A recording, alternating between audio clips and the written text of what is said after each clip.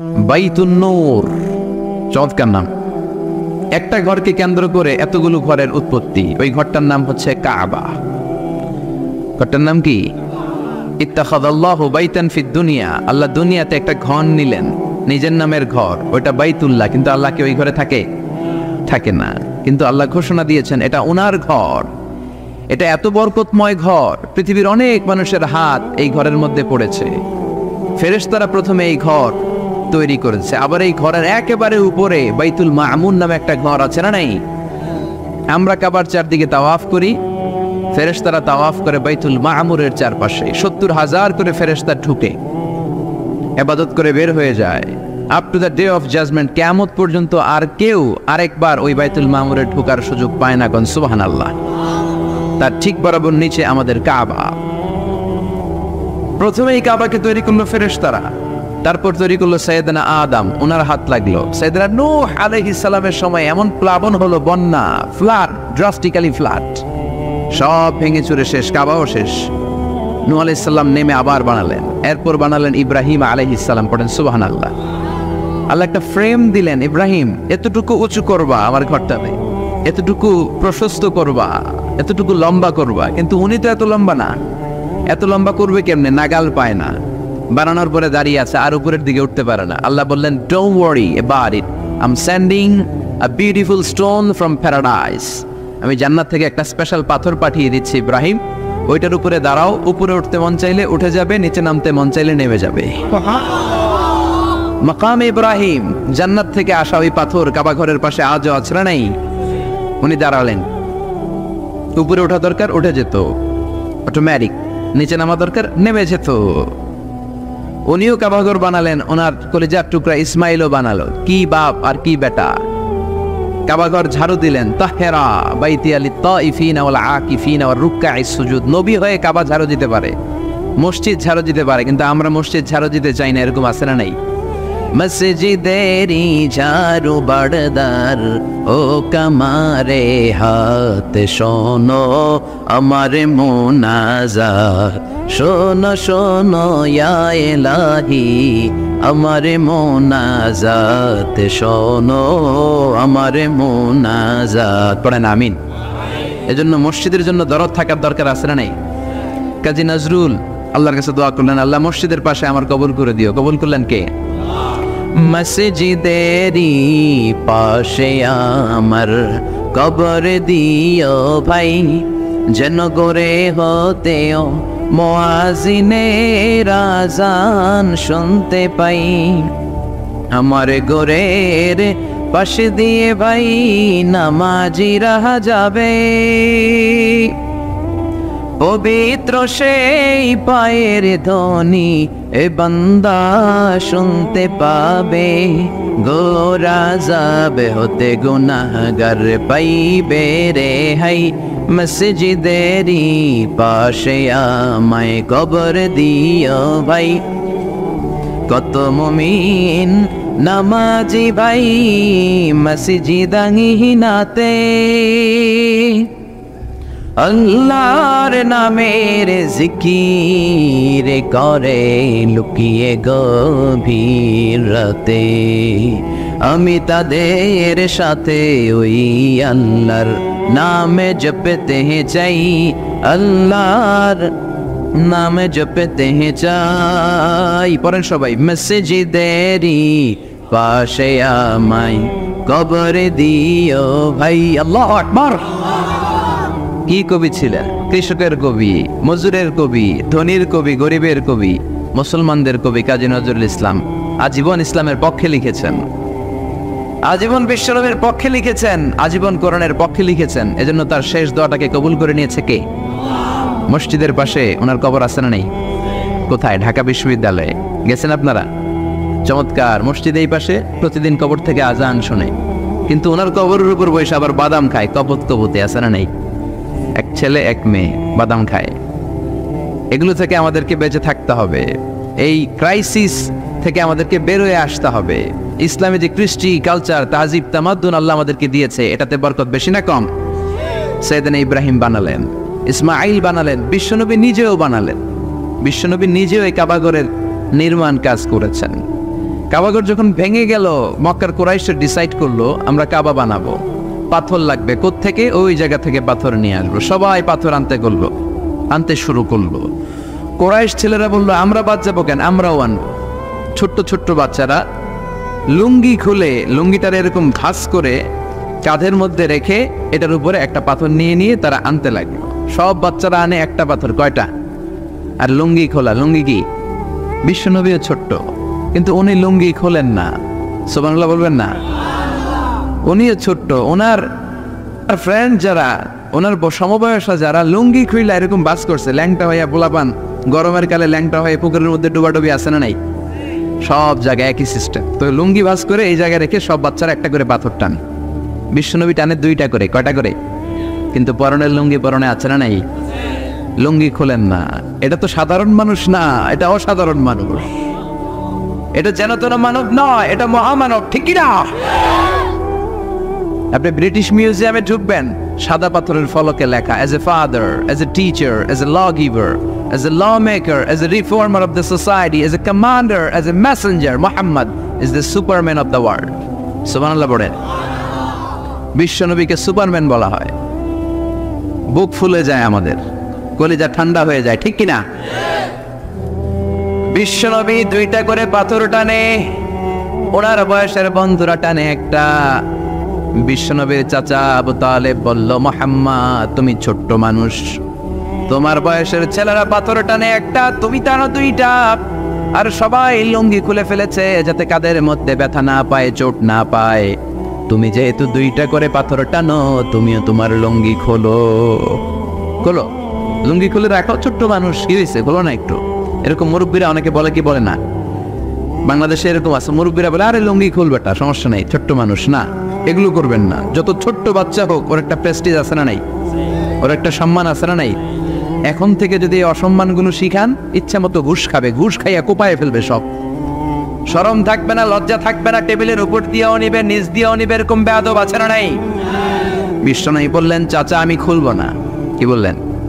চাচা I feel শাই, লজ্জা লাগে, আমি খুলবো না। আবু তালেব ছাড়ার পাত্র না। না রে ভাতিজা, ছোট্ট মানুষ, তুই বুঝোস না, তোর কষ্ট হয়। বিশ্বনবী কয় কষ্ট হয়, তারপরেও খুলবো। এত লাজুক ছিলেন এই লোকটা, কুমারী নারীর চেয়েও বিশ্বনবী বেশি লাজুক ছিলেন। সুবহানাল্লাহ।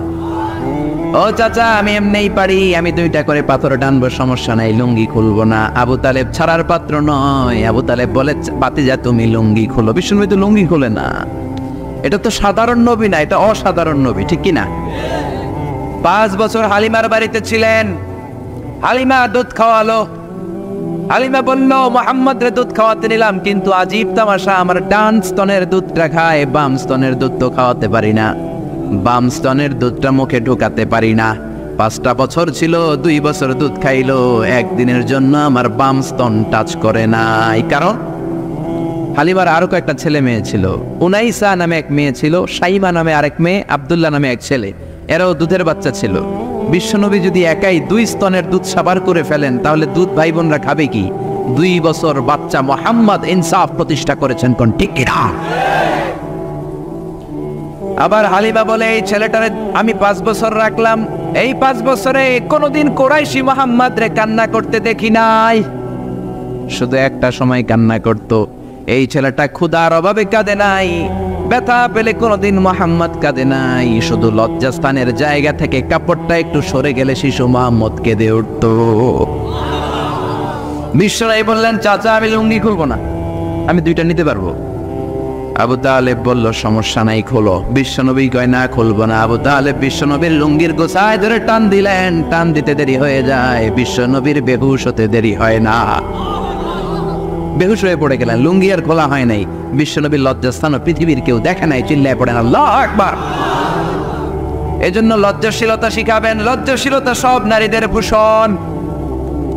দৌলতপুর বাইতুন নূর জামে মসজিদ, এই বাইতুন নূর ধরে ধরে এত কথা চলে আসছে, ঠিক কিনা? বাইতুন নূর এসেছে কাবাঘর থেকে। এই কাবাঘর ইব্রাহিম আলাইহিস সালাম বানালেন। বানানোর শেষ, আল্লাহ বলেন, ইব্রাহিম আজান দাও। কি দাও? জোরে বলেন, কি দাও? আজান দেননি আপনারা? নাকি খালি মুয়াজ্জিন দেয়? আপনিও দিবেন। আজান দিলে মর্যাদা বাড়ায় কে? আতওয়ালুল আ'নাকি ইয়াওমাল কিয়ামা, দুনিয়ার বুকে যারা আজান দিবে কিয়ামতের দিন তাদের গলাগুলো সবার চাইতে জিরাফের মতো উঁচু হয়ে থাকবে। দেখলেই বুঝে যাবে মুয়াজ্জিন ছেলে গেলা সব। আল্লাহু আকবার। কিসের আজান দিব? আল্লাহ আল্লাহ বললেন, ও ইব্রাহিম, ঘর বানালা, ঘরটা জিয়ারত করতে হবে, আজান দাও, তাড়াতাড়ি আজান দাও। আযিন ফিন নাসি বিল হজ। ও ইব্রাহিম আজান দাও। সাইয়েদনা ইব্রাহিম বললেন, মানুষ নাই, পাখি নাই, প্রাণী নাই, কেউ নাই, আজান দিলে কে শুনবে? আল্লাহ বললেন, ইব্রাহিম তোমার দায়িত্ব, তুমি আজান দাও, আমি গোটা বিশ্বের সব মানুষের কানে আজান পৌঁছে দেব। আজান দিলেন, আল্লাহ পৌঁছায় দিলেন। আমরা যারা আসি নাই আমরাও শুনেছি মায়ের পেটে, মায়ের পেটে এই আজান আমাদের কানেও এসেছিল। যারা পেটেও ছিলাম না, আলামুল আরওয়াহে তাফসীর এসেছে, তাদের কানেও এসেছে। এই আজান শুনে যারা সাড়া দিয়েছে, লাব্বাইক বলেছে, তাদেরই নসিবে আছে কাবা ঘর জিয়ারত করা। জোরে বলেন সুবহানাল্লাহ। এজন্য মসজিদে দাঁড়ের দরকার আছে না নাই? মসজিদে নামাজের জন্য যাওয়ার দরকার আছে না নাই? ওয়াজে অনেক মানুষ হয়, মসজিদে লোক হতে যায় না। কি আজীব তামাশা! বিশ্বনবীর সময়ে ফজরের নামাজ, জুমার নামাজ ছিল একই দৃশ্য। আমাদের দেশে ফজরের সালাত, জুমার আর সালাত এক দৃশ্য না? মাশাআল্লাহ, এক দৃশ্য। ফজরের সময় লোকই নেই, আর জুমার সময় ঠেলাঠেলি আছে না নেই? সারা বছর নামাজে যায় না, জুমার সময় এক ফার্স্ট কাতারের মুসল্লি আছে না নাই?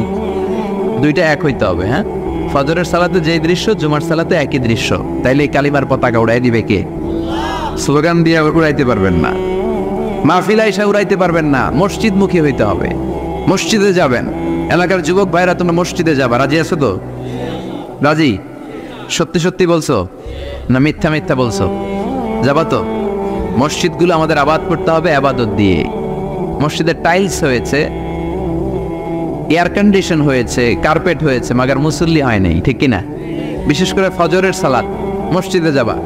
কে কে যাবা না হাত তোলো। 1 2 3 4। ওই যে আরেকজন এভাবে তুলে রাখছে, বুঝতে পারে না, উনি আবেগে তুলে ফেলছে। মসজিদে যেতে হবে ফজরের সালাতে। রাজি আছেন তো? আল্লাহ কবুল করুক, পড়েন আমিন। কেউ যেটা পারে না, পারে কে? এরপর আল্লাহ বললেন, ফাইদা কুদিয়াতিস সালাতু ফান্তাশিরু ফিল আরদি ওয়াবতাগু মিন ফাদলিল্লাহ ওয়াযকুরুল্লাহা কাসীরান লাআল্লাকুম তুফলিহুন। সুবহানাল্লাহ পড়েন। এবার আল্লাহ বললেন, গোলাম যখন সালাত শেষ হয় জমিনের মধ্যে ছড়িয়ে পড়ো, আর জমিনের মধ্যে আমার অনুগ্রহ আর রিজিক তালাশ করো, বেশি বেশি আমার জিকির করো। সফলতা দান করবে কে? ইসলামের দেয়া বিধিনিষেধ হচ্ছে, নামাজ শেষ আপনি জমিনে চলে যাবেন। নামাজ যখন শেষ হয়ে যায় আপনি মসজিদ থেকে বের হয়ে যাবেন। ছাত্র চলে যাবে তার কলেজে, টিচার চলে যাবে শিক্ষকদের কমন রুমে, মেম্বার অফ দ্য পার্লামেন্ট চলে যাবে পার্লামেন্টে, ঠিক কিনা? কৃষক চলে যাবে মাঠে। সালাত শেষ হওয়ার পরে মসজিদে বসে থাকা যাবে? কথা বলেন। ফান্তাশিরু ফিল আরদ। ওমরে ফারুক যখন খলিফা, তখন তিনি জোহরের সালাতের পরে দেখলেন মসজিদে কিছু লোক গোল হয়ে বসে আছে। মাঝে মাঝে কিছু লোক গোল হয়ে বসে থাকে না? জরুরি কাজ থাকলে বসে থাকবে, কিন্তু কাজ না থাকলে বসে থাকা যাবে? কারণ সমাজকে দেয়ার অনেক কিছু আছে, দায়িত্ব পালনের বোঝা বোঝা দায়িত্ব আছে। চিল্লা এখন, ঠিক কিনা? ওমরে ফারুক দেখলেন জোহরের সালাত শেষ, কিছু লোক গোল হয়ে বসে জিকির করে। আসরের নামাজের ইমামতি করতে আসলেন মসজিদে নববীতে। আসরের সালাতের পরও তিনি দেখলেন গোল হয়ে ওই লোকগুলো জিকির করে। ইয়ামানি লোক। কোন দেশি? ইয়ামানি লোকগুলো মসজিদে বসে বসে জিকির করতেছে। মাগরিবের সালাতে তিনি ইমামতি করতে আসলেন, এসে দেখলেন নামাজ শেষে ওই আগের লোকগুলো মসজিদে বসে বসে গোল হয়ে জিকির করে। কয় ওয়াক্ত দেখলেন তাদেরকে? সবাই বলে, আরো জোরে বলেন। 3 ওয়াক্ত একই লোকদেরকে দেখে ওমর ফারুক এবার জিজ্ঞেস করলেন, মান আনতুম, তোমরা কারা? তোমরা কারা? তারা বলল, নাহনু আল মুতাওয়াক্কিলুনা আলাল্লাহ, আমরা আল্লাহর উপর তাওয়াক্কুলকারী। তো তোমরা যে আল্লাহর উপর তাওয়াক্কুলকারী, আপনারা শুনতেছেন? এদিকে ডানে বাই কি হয়েছে? প্রধান অতিথি চলে আসছে। আলহামদুলিল্লাহ, আলহামদুলিল্লাহ পড়ি সবাই। আমাদের আজকের প্রোগ্রামের প্রধান অতিথি চলে আসছে। জি, ওনার জন্য বসার ব্যবস্থা করেছেন? জি জি, ওনাকে বসতে দেন। ছেলে? ও আচ্ছা, ওনার ছেলে। জি, আসেন। আহলান ওয়া সাহলান, প্লিজ হ্যাভ এ সিট, বসেন। আওয়াজ করবেন না, কারো কোনো আওয়াজ নেই, ওনাকে বসায় দেন। 3 ওয়াক্ত যখন দেখতে পেলেন লোকগুলো বসে বসে জিকির করে, ওমরে ফারুক জিজ্ঞেস করলেন, মান আনতুম, এদিকে তাকান, আমার দিকে তাকান, মান আনতুম, আপনারা কারা? এরা বলল, নাহনুল মুতাওয়াক্কিলুনা আলাল্লাহ, আমরা আল্লাহর উপর তাওয়াক্কুলকারী। তো আপনারা যে আল্লাহর উপর তাওয়াক্কুল করে বসে আছেন, আপনাদের খাওয়া দাওয়া আসে কোত্থেকে, খানা জোটে কোত্থেকে? এরা বলল, আমাদের জিকির আর বুজুর্গি দেখে আশেপাশের লোকজন আমাদেরকে খাবার দিয়ে যায়। ওই যে কয় সুবহানাল্লাহ। তো ওমর ফারুক বললেন, আপনাদের জিকির আর বুজুর্গি দেখে যদি আশেপাশের লোকজন খাবার দিয়ে যায়, তাহলে তো আপনারা আল মুতাওয়াক্কিলুনা আলাল্লাহ নন, আনতুমুল মুতাওয়াক্কিলুন বা'দুকুম আলা বা'দ, তোমরা একে অপরের উপর তাওয়াক্কুলকারী। যারা খাবার দিয়ে যায় এদের উপর তাওয়াক্কুল, এরা বাটি না নিয়ে আসলে তোমাদের জিকির থাকবে না। কথা বলেন। ওমরে ফারুক বললেন, এরপর থেকে যদি নামাজের পরে গোল হয়ে বসে থাকতে দেখি, পিটায় মসজিদ থেকে বের করবে, বের হয়ে যাও, বের করে দিলেন। এজন্য কোন যুবক সালাত শেষে মসজিদে বসে থাকবে, সে তার কাজে যাবে, সমাজকে দেওয়ার মতো, এলাকাটারে আলোকিত করার মতো, দায় দায়িত্ব পালনের মতো অনেক বোঝা তার কাঁধের উপর আছে না নাই? এজন্য আল্লাহ বললেন, ফাইযা কুদিয়াতিস সালাতু ফান্তাশিরু ফিল আরদি ওয়াবতাগু মিন ফাদলিল্লাহ। যখন এই দেখেন এই কথাটাই আল্লাহ বলছে, মিন ফাদলিল্লাহ, মিন ফাদল। মসজিদ থেকে বের হইলে ফদল পাওয়া যায়, মানে রিজিক পাওয়া যায়, আর মসজিদে পাওয়া যায় রাহমা। এজন্য মসজিদে ঢোকার সময় কি পড়ি? আল্লাহুম্মা আফতাহ লি আবওয়াবা। আমরা যখন মসজিদে ঢুকি আমরা বলি, আল্লাহুম্মা আফতাহ লি আবওয়াবা রাহমাতিক, আল্লাহ তোমার রহমতের যত দরজা আছে সব আমাদের জন্য খুলে দাও। আবার মসজিদ থেকে যখন বের হয়ে যায় তখন আমরা বলি, আল্লাহুম্মা ইন্নী আসআলুকা মিন ফাদলিক, আল্লাহ জামাতে নামাজ পড়লাম, তোমার দেয়া বিধান বাস্তবায়ন করলাম, সালাত আদায় করলাম, এখন মসজিদ থেকে যখন বের হব রিজিক দিয়ে তুমি আমারে ধন্য করে দাও। রিজিক কি মসজিদের ভিতরে না বাইরে? তাহলে নামাজ পড়ার পরে রিজিক তালাশ করতে যেতে হবে মসজিদের বাইরে। চিৎকার করে বলেন ঠিক কিনা? এরপর আল্লাহ বললেন, ওয়া ইযা রাআউ তিজারাতান আও লাহওয়ান ফাদ্দু ইলাইহা ওয়া তারাকুকা কাইমা কুল মা ইনদাল্লাহি খায়রুম মিনাল লাহবি ওয়া মিনাত তিজারা ওয়াল্লাহু খায়রুর রাযিকিন। ও নবী, ওরা যখন ব্যবসার কাফেলা দেখে আপনারে রেখে দিয়ে ওরা চলে যায়, ওদেরকে বলেন ওই ব্যবসার চেয়ে আল্লাহর দাম, আল্লাহর মর্যাদা সবচাইতে বেশি। দুনিয়ার কেউ তোমাদের দারিদ্রতা দূর করতে পারবে না, একজন ছাড়া। চিল্লায় বলেন তিনি কে? এই আয়াত নাজিলের একটা ব্যাকগ্রাউন্ড আছে, একটু মনোযোগ দিয়ে শুনতে হবে। বেটনগরের ভাইয়েরা মনোযোগ আছে? বিষ্ণু ঈসা ইসলাম যখন মদিনায় গেলেন তখন এই সূরাটা নাজিল হয়েছে। আমরা জানি এটা মাদানী সূরা। মদিনায় তখন দুর্ভিক্ষ, ঘরে খাবার নাই, মানুষের পেটে দানা পানি নাই, ওটের উলানে দুধ নাই, বাজারে জিনিসপত্রের চড়া দাম। কি করবে মদিনার লোকেরা? খাওয়ার কিচ্ছু নাই। মদিনা থেকে একটা কাফেলা শাম দেশে রওনা হলো, যে শাম থেকে পণ্যের কাফেলা নিয়ে যখন ফিরবে, লোকজন কিছু অল্প দামে জিনিসপত্র কিনবে আর যান বাঁচাবে। তারা পণ্য নিয়ে যেই দিন ফিরে আসলো ওই দিনটা ছিল জুমাবার। কি বার? বিষ্ণু ঈসা ইসলাম তখন জুমার খুতবা দিচ্ছিলেন। তখন জুমার খুতবা এখনকার সময়ের মতো নামাজের আগে ছিল না, ঈদের নামাজের মতো নামাজের পরে ছিল। কখন ছিল? নামাজের পরে। জুমার নামাজ শেষ, সাহাবীরা বিশ্বনবীর খুতবা শুনছে মসজিদে নববীতে বসে বসে। In the mean time Kafela Medina শহরের মধ্যে ঢুকে গেল। কাফেলার দায়িত্বশীলরা তবলা বাজাতে শুরু করলো, ঘন্টা বাজাতে শুরু করলো। তখনকার সময়ে কোনো কাফেলা যখন পণ্য নিয়ে, মালামাল নিয়ে কোনো শহরে ঢুকতো, ঢুকেই শহরের মাঝ বরাবর যে তারা তবলা আর ঘন্টা বাজিয়ে দিত, যাতে করে এলাকার লোকেরা বুঝে কাফেলার পণ্য এসেছে, যার যা লাগবে কিনে আনবে। বিশ্বনবী মসজিদে নববীর মিম্বারে দাঁড়িয়ে জুমার খুতবা দিচ্ছেন। সাহাবারা ওই কাফেলার ঘন্টা বাজানোর ধ্বনি শুনতে পেল, তবলা বাজানোর ধামধাম শব্দ শুনতে পেল, আর মনে মনে ভাবলো, হায় হায়, বিশ্বনবীর জুমার খুতবা পুরোটাই শোনার জন্য যদি বসে থাকি, কাফেলার সব মালামাল বিক্রি হয়ে যাবে, সব বিক্রি হয়ে যাবে। আমরা কি কিনবো? এক কাজ করি, নামাজ তো শেষ। কি শেষ? কারণ তখন পর্যন্ত আগে হয়তো জুমার নামাজ, পরে হয়তো খুতবা, ঈদের স্টাইলে। বুঝতে পেরেছেন? তাদের ইস্তেহাদ হলো নামাজ তো শেষ, খুতবাই না বাকি, চল এক কাম করে সবাই মিলে দেই দৌড়, কাফেলার ওইখানে যাই, যার যা পণ্য কেনার পণ্য কিনি, সবাই যদি কিনে ফেলে আমরা কিনবো কি? এই চিন্তা করতে করতে মসজিদের মধ্যে গুনগুনানি শুরু হলো। একজন, দুইজন, তিনজন, চারজন করতে করতে মসজিদে নববী থেকে সব সাহাবারা আসলেই দিল দৌড়। দৌড়াতে দৌড়াতে সব কাফেলার দিকে যেতে যেতে পুরো মসজিদ খালি। বিশ্বনবী কি করতেছেন? জুমার খুতবা দিচ্ছেন মিম্বারে দাঁড়িয়ে। যেতে যেতে তাফসিরে এসেছে 12 জন সাহাবা ছাড়া বাকি সব দৌড়। অতারাকুকা খাইমা, ও নবী তারা আপনাকে মিম্বারে দাঁড় করিয়ে রেখে জুমার খুতবা প্রদান করা অবস্থায় দাঁড় করিয়ে রেখে ওরা চলে যায়। এই দৃশ্যটা আরশের উপর থেকে আল্লাহ দেখে বরদাস্ত করতে পারে নাই, তাই ধমক দিয়ে এই সূরা জুমার এই আয়াত নাজিল করে দিয়েছে। পড়েন সুবহানাল্লাহ।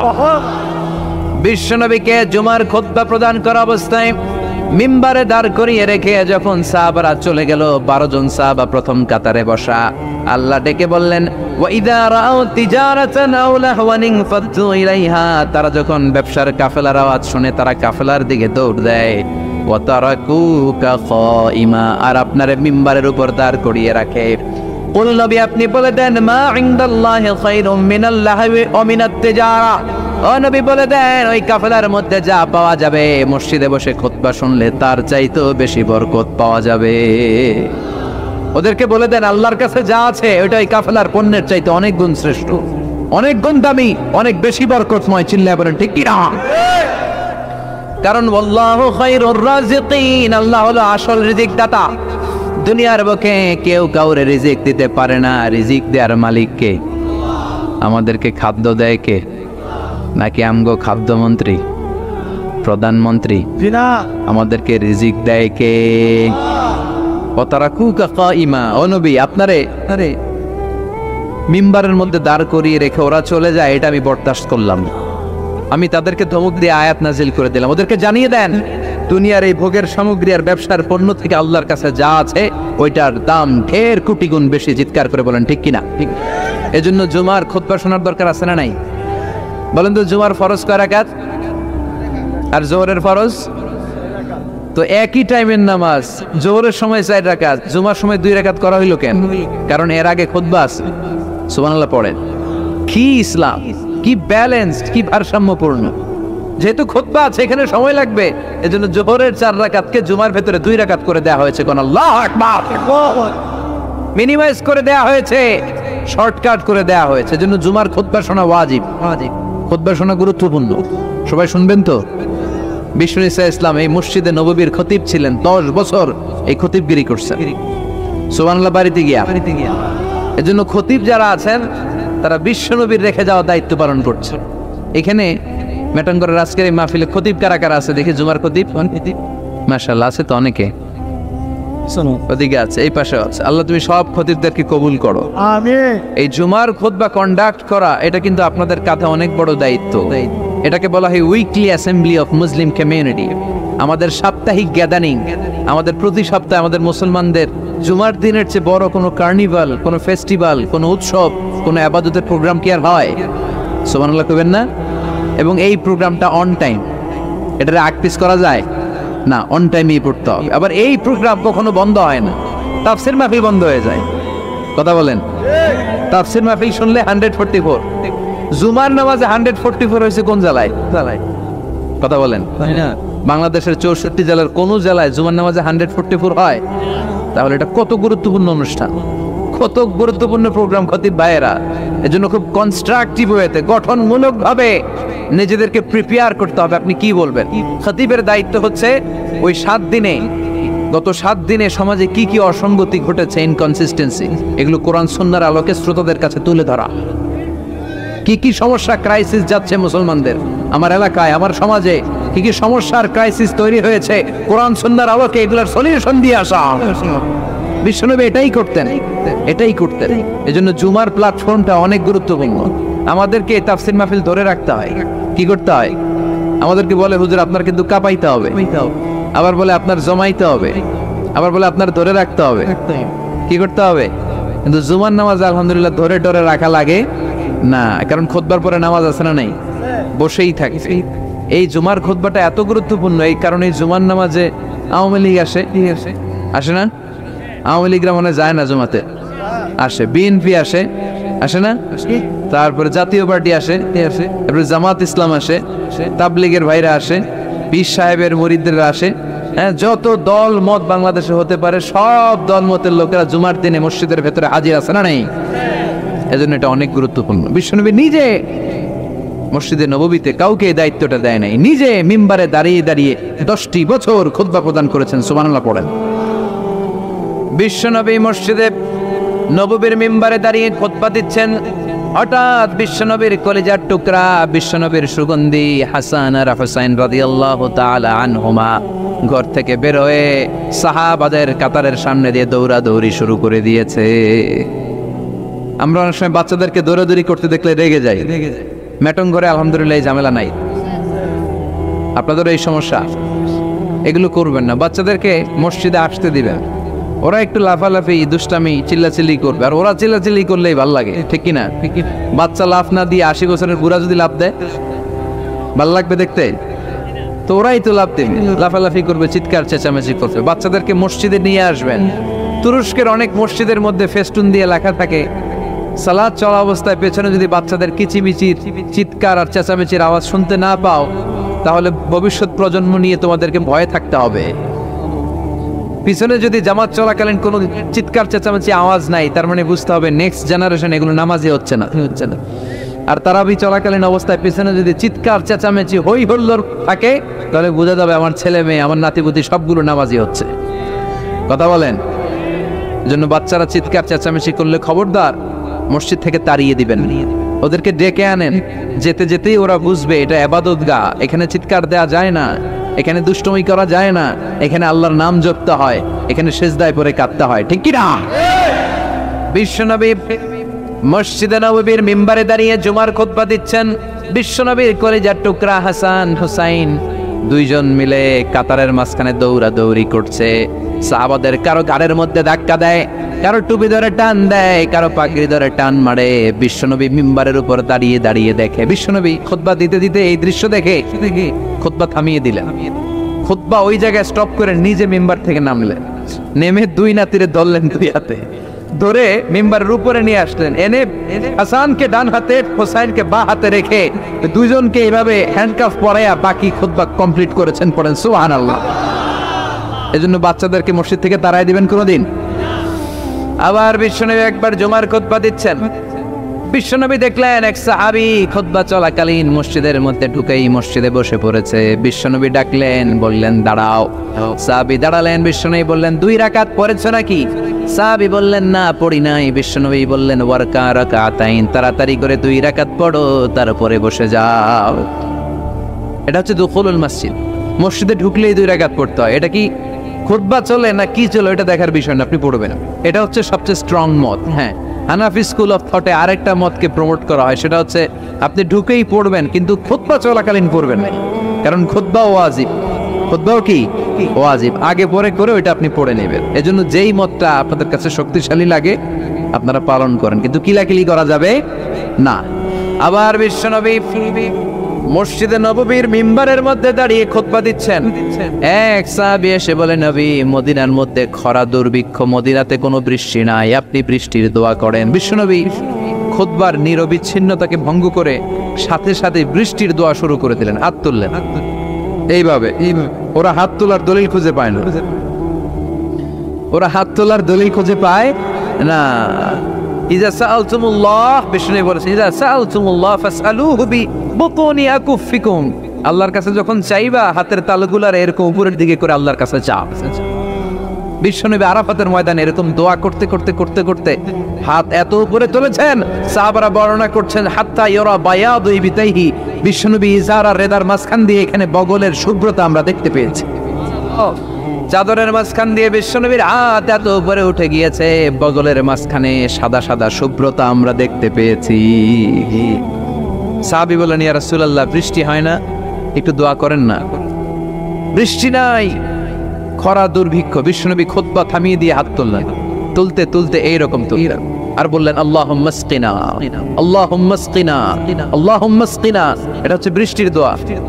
বিশ্বনবী মেঘ দেখলেই পড়ছেন আল্লাহুম্মা সাইয়িবান নাফিআ, ও আল্লাহ তুমি কল্যাণকর বৃষ্টি দাও, কল্যাণকর মেঘ বর্ষণ করো। বিষ্ণু পড়তেন আল্লাহুম্মা আসকিনা গাইসান মুগীসান মাগীসান মারিআন মুরিআন নাফিআন গায়রা দাররিন আজিলান গায়রা আজিল। বৃষ্টি দেখলে আল্লাহর নবী বলতেন, ও আল্লাহ, আপনি আমাদের মেঘ দিয়ে সাহায্য করেন, বৃষ্টি দিয়ে সাহায্য করেন, যেই বৃষ্টি দিয়ে আমাদের এলাকায় ঘাস আর লতা পাতা জন্মাবে, যেই বৃষ্টির মাধ্যমে আমাদের গবাদি পশুগুলোর রিজিক বেড়ে যাবে, এমন বৃষ্টি দেন যেই বৃষ্টির মধ্যে কল্যাণ আছে, ভীতিকর কিছু নাই। এরকম কল্যাণকর বৃষ্টি তাড়াতাড়ি দেন, দেরি কইরেন না।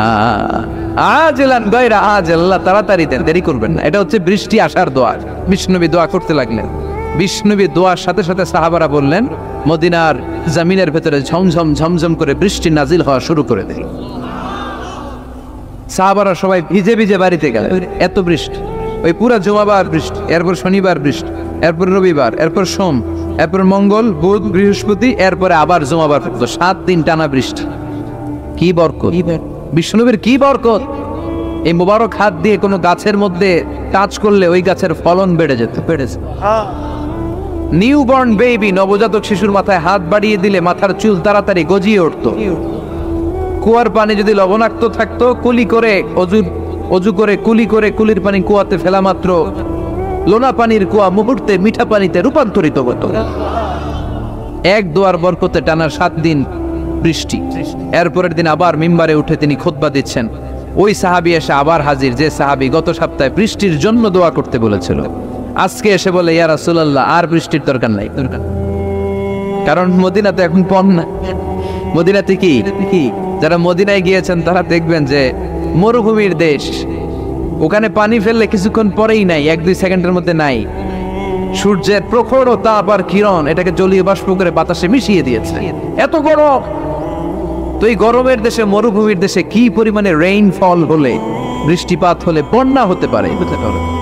ওই সাহাবী এসে বলে, নবী, গত সপ্তাহের দোয়ার বরকতে সপ্তাহ জুড়ে বৃষ্টি, মদিনার ভেতরে এখন বন্যা। এই বন্যা ঠেকাবো কি করে? তাড়াতাড়ি বৃষ্টি বন্ধের দোয়া করে। এবার বিশ্বনবী আবার খুতবা থামিয়ে দিয়ে হাত উঁচু করে বৃষ্টি বন্ধের দোয়া শুরু করলেন। বৃষ্টি বন্ধের দোয়া হচ্ছে আল্লাহুম্মা হাওয়ালাইনা ওয়ালা আলাইনা। এর মানে হচ্ছে, আল্লাহ বৃষ্টি দিতেছেন ভালো দেন, তবে আমগো আর লাগবে না। আশেপাশে যেখানে দরকার একটু ওইখানে দেন, আমাদের এই এলাকায় আর দিয়েন না। সুবহানাল্লাহ পড়েন। বিশ্বনবী হাত তুলে দোয়া করলেন, আল্লাহুম্মা হাওয়ালাইনা ওয়ালা আলাইনা, আল্লাহ আমাদের চারিপাশে দেন, মদিনায় দিয়েন না। সাহাবারা বলেন, বিশ্বনবীর দোয়া শেষ, নামাজ শেষে মসজিদ থেকে বের হয়ে দেখলাম ওই যে বাহরাইনের দিকে মেঘ আর বৃষ্টি দেখা যায়, ওই যে ইয়ামানের দিকে বৃষ্টি দেখা যায়, দূরে দূরে মেঘ আর বৃষ্টি দেখা যায়। মদিনার চারদিকে এরকম গোল একটা চাকতির মতো হয়েছে, চাকতির চারপাশে মেঘ, আর মদিনার মাঝখান দিয়ে আমরা জলজলে সূর্যটারে দেখতে পেলাম। বিশ্বনবী মিম্বারে দাঁড়িয়ে দাঁড়িয়ে গোটা সমাজটারে সংশোধন করে দিয়েছেন। সুবহানাল্লাহ পড়েন। বিশ্বনবী প্রায়শই জুমার খুতবার মধ্যে সূরা কফ তেলাওয়াত করতেন। কোন সূরা? অনেক সাহাবারা বলেছে, আমরা সূরা কফ এই কোরআনের নুসখা স্ক্রিপচার খুলে দেখে দেখে মুখস্থ করি নাই। বিশ্বনবীর কণ্ঠে জুমার খুতবার সময় ওনার সূরা কফ তেলাওয়াত শুনে শুনে আমাদের সূরা কফ মুখস্থ হয়েছে। এজন্য জুমার খুতবা যারা দেয় তাদের দায়িত্ব কম না বেশি? খতিব ভাইরা যারা আছেন তারা আপনাদের দায়িত্বগুলো ভালো মতো পালন করেন। সমাজটারে জান্নাতি সমাজ করে দিবে কে? এই জুমার প্রস্তুতির কিছু বিষয় আছে। আমি কোরআন সুন্নাহ কেটে মোট 15টা সুনান পেয়েছি জুমার। সুনানুল জুমা 15টা। কয়টা? শুনবেন? অনেক রাত হয়ে গেছে। আল্লাহু আকবার। 11:45 বাজে আমার করেছে। শেষ করে দিব? আর কয়েক মিনিট শোনা যাবে? তাহলে শুনেন, এই জুমার দিনে আমাদের করণীয় কি, আমাদের সুন্নাহগুলো কি? এই জুমার দিনে কিছু সুন্নাহ আছে, এই সুন্নাহগুলো যদি পালন করি তাহলে জুমার সর্বোচ্চ বারাকা, মার্সি এন্ড ব্লেসিংস, রহমত এগুলো হাসিল করা যাবে, ঠিক কি না? জুমার দিনের 1 নাম্বার সুন্নাহ হচ্ছে ওই জুমার দিনের সকালের ফজরের সালাতটা জামাতে পড়া। সবাইকে খাইছে রে, এটা আবার কোন ওয়াজ শুরু করছে? এতক্ষণ তো ভালো লাইনে আসছিল, এখন আবার কোন লাইন ধরলো? আফদালুস সালাত ইনদাল্লাহি সালাতুস সুবহি ইয়াউমাল জুমআতি ফি জামাআ। আল্লাহর কাছে সবচেয়ে প্রিয় নামাজ জুমার দিনের ফজরের নামাজটা জামাতের সাথে আদায় করা। সুবহানাল্লাহ পড়েন। মুনাফিকের কাছে 2 ওয়াক্ত সালাত সবচেয়ে কঠিন, একটা ফজরের সালাত আর একটা এশার সালাত। এক স্কলারকে জিজ্ঞেস করা হলো সকালের বাতাসটা এত সুন্দর নির্মল আর সুস্নিগ্ধ কেন? ওই স্কলার উত্তর দিয়েছিল এর কারণ সকালবেলা ফজরের সময় মুনাফিকগুলো কাঁথার নিচে সব লুকিয়ে থাকে আর নাক ডেকে ঘুমায়, তাই মুনাফিকদের নাকের বাতাসের দুর্গন্ধ বাতাসে মেশে না, তাই বাতাসটা এত সুস্নিগ্ধ আর নির্মল। এজন্য সকালবেলা হচ্ছে আল্লাহওয়ালাদের আনাগোনা, আল্লাহর ওয়ালিদের আনাগোনা। মুনাফিকরা ওই টাইমে বেরোতে পারে না, ওরা থাকে কম্বলের নিচে, আছে না নাই? এজন্য জুমার দিনের প্রথম সুন্নাহ হচ্ছে ওই দিনের ফজর নামাজটা জামাতের সাথে পড়া যাবে, একটু চেষ্টা করা যাবে না? আচ্ছা, 2 নম্বর জুমার দিনের সুন্নাত হচ্ছে আসিওয়াক, মেসওয়াক করা। আসেনি আপনাদের? মাতহারাতুন লিল ফাম মারদাতুন লির-রব। বিষ্ণু ইসলাম বললেন এটা দিয়ে জিহ্বা পরিষ্কার হয়, দাঁত পরিষ্কার হয় আর আল্লাহর সন্তুষ্টি অর্জিত হয়। বিশ্বনবী জাইতুনের ডাল দিয়ে মেসওয়াক করতেন আর বলতেন নি'মা সিওয়াকি আয-যাইতুন ফাইন্নাহা সিওয়াকি ওয়া সিওয়াকুল আমবিয়া মিন ক্বাবলি। জাইতুনের ডাল কত সুন্দর মেসওয়াক হয়, কারণ এই ডাল দিয়ে আমিও যেমনি মেসওয়াক করি, আমার আগে লক্ষাধিক নবী এই জাইতুনের ডাল ভেঙে মেসওয়াক করেছেন। আবার বিশ্বনবী ইন্তেকালের আগে মেসওয়াক দিয়ে দাঁত পরিষ্কার করেছেন। বিশ্বনবীর শালা আব্দুর রহমান যখন ঢুকলেন, আম্মা জান আয়েশার ভাই আব্দুর রহমানের হাতে একটা মেসওয়াক ছিল। বিশ্বনবীর দেহটা এত দুর্বল, কথা বলতে পারেন না, শুধু দুটি চোখ দিয়ে ফেল ফেল করে মেসওয়াকের দিকে তাকিয়ে আছে। আম্মা জান আয়েশা বুঝলেন বিশ্বনবী মেসওয়াক করতে চান। বিশ্বনবীকে মেসওয়াকটা এনে নিজ দাঁত দিয়ে চিবিয়ে চিবিয়ে নরম করে বিশ্বনবীর হাতে দেয়া হলো। বিশ্বনবী মেসওয়াক করলেন। ইন্তেকালের আগে বিশ্বনবী যেই আমলটা করেছেন ওই আমলটা ছিল মেসওয়াক করার আমল। মেসওয়াক করতে রাজি আছেন? প্রতি সালাতের আগে আমরা মেসওয়াক করবো ইনশাআল্লাহ, পড়েন। 3 নম্বর সুন্নাহ হচ্ছে আল গোসল। জুমার দিনে গোসল করা সুন্নাহ, আমরা গোসল করি না সবাই? আচ্ছা, 4 নম্বর সুন্নাহ হচ্ছে আদ-দুহুন, তেল ইউজ করা। বিশ্বনবী বলেছেন তেল খাও, তেল দাও, তেল মালিশ করো, তেলের ভিতরে আল্লাহ বরকত ঢুকায় দিছে।